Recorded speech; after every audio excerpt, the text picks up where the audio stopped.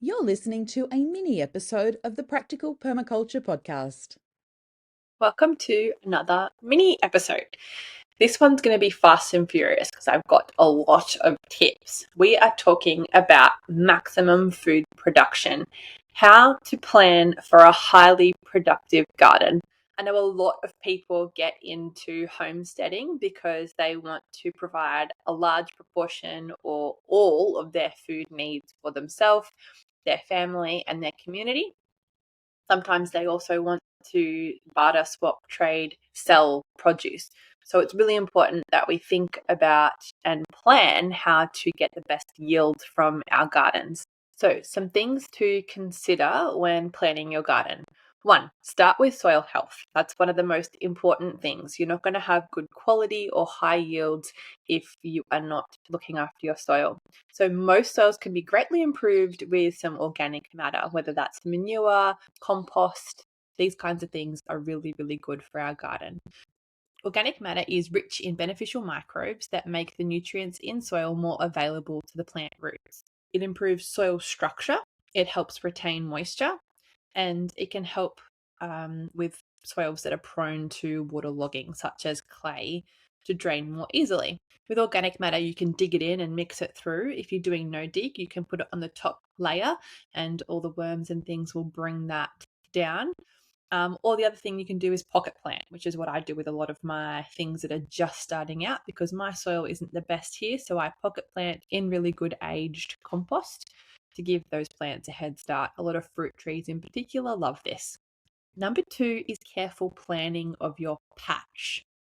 So think about where you want to grow things, ideal spots, sunny spots, well in advance, and set out a garden plan so that you can stick to it as much as possible. Obviously, be spontaneous where you want to, but planning does help make sure that you're getting the maximum yield out of your beds.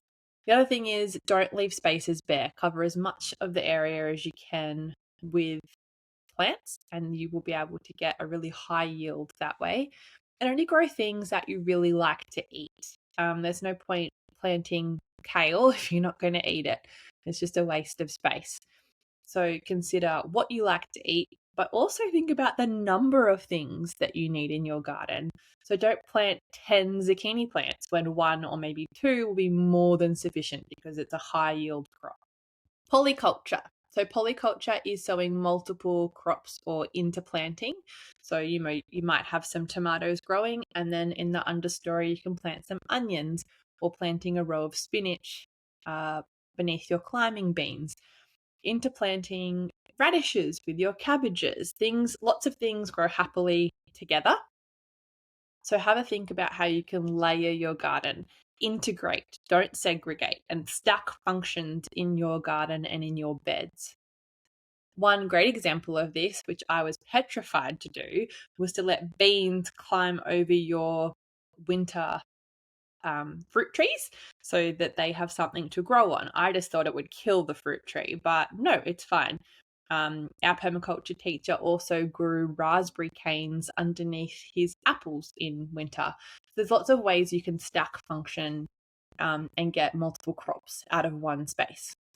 Succession planting. So fast growing crops can be planted in succession. When one crop is ready to harvest, the next is ready to sow.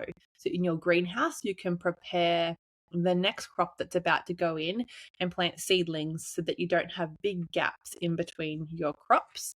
There's lots of good online resources to help with succession planting. So definitely do some research and plan a little bit about how you can succession plant in your garden. Next thing is to think about water. So getting adequate water to your plants will definitely help with how much they grow. I know that when I have forgotten to water or my systems have failed, we often get stunted growth, and pests can be an issue because the plants aren't as healthy as they should be. So think about water, how you can integrate this into your system so that the plants are getting the right amount of water for their needs. Choosing the right varieties in your garden is something to think about. So there's things that are very heavy yielding, especially with fruits and certain vegetables like zucchini, or peas that will prolifically produce pods during the season. And then there's other things like salads and spring onions, which can grow quite rapidly, and you can sow them repeatedly throughout the season to give several harvests, which we've already talked about in succession planting. But the other thing also is to think about the variety you're growing. So there might be a Mediterranean beetroot that grows better in your subtropical area than a traditional beetroot that you might just find at Bunnings on the shelf.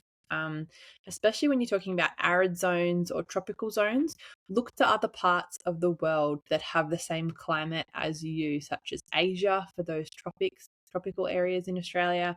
They will have plants that grow there that we don't grow, or they'll have varieties of things like spinach. You might not be able to grow the traditional ones that you see other people growing, but if you do look to those areas and do a bit of research about what types of plants and varieties they're growing, you can be a lot more successful and get way better yields in your garden. Work with existing microclimates. So think about, in shady spots in your garden, what will grow well there. Plant things like fruit trees that don't need a lot of winter sun, and they're happy to kind of go to sleep, but it might get a bit more summer sun in an area.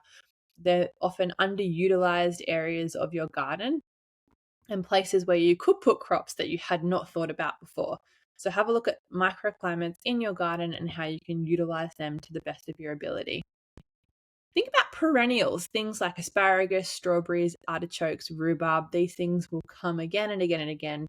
They're long living plants so that you don't have to constantly plant again and you get long crops out of them.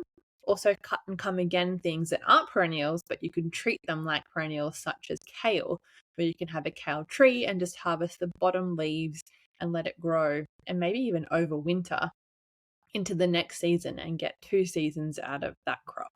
Use all of your space. Think about how you can grow vertically, hanging in pots, but like our permaculture teacher does, he actually grew gourds and a lot of pumpkins and things like that in the air. So he had a massive net. It was a 10 by 10 space.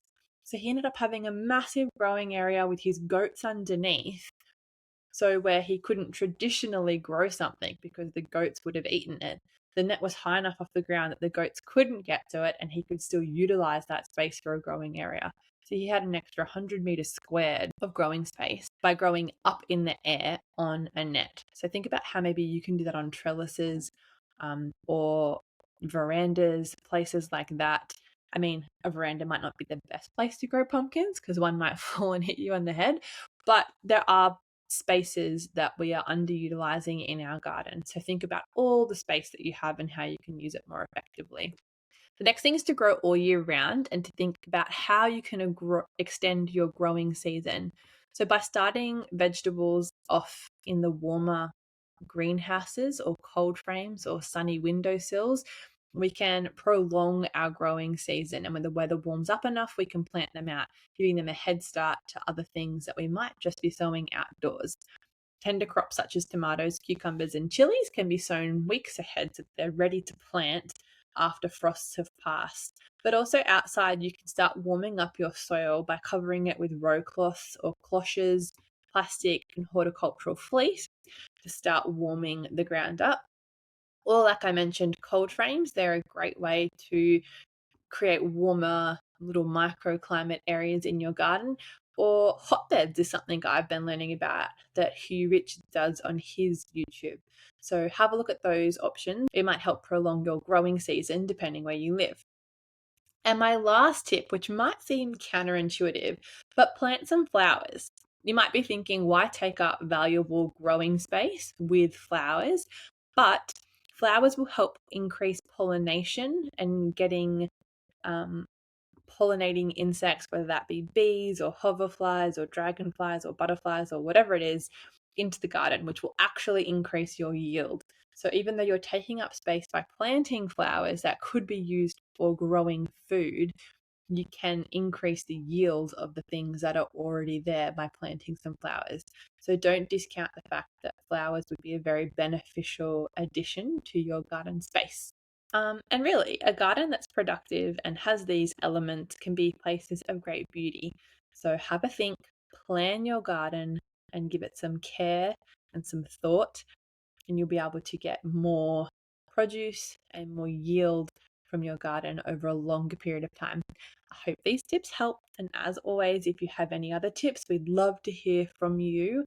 Please join us in our Facebook group, the Practical Permaculture Community, or hit us up on social media or the comments in YouTube to tell us how you are planning for maximum yield all year round in your patch. Thanks for listening.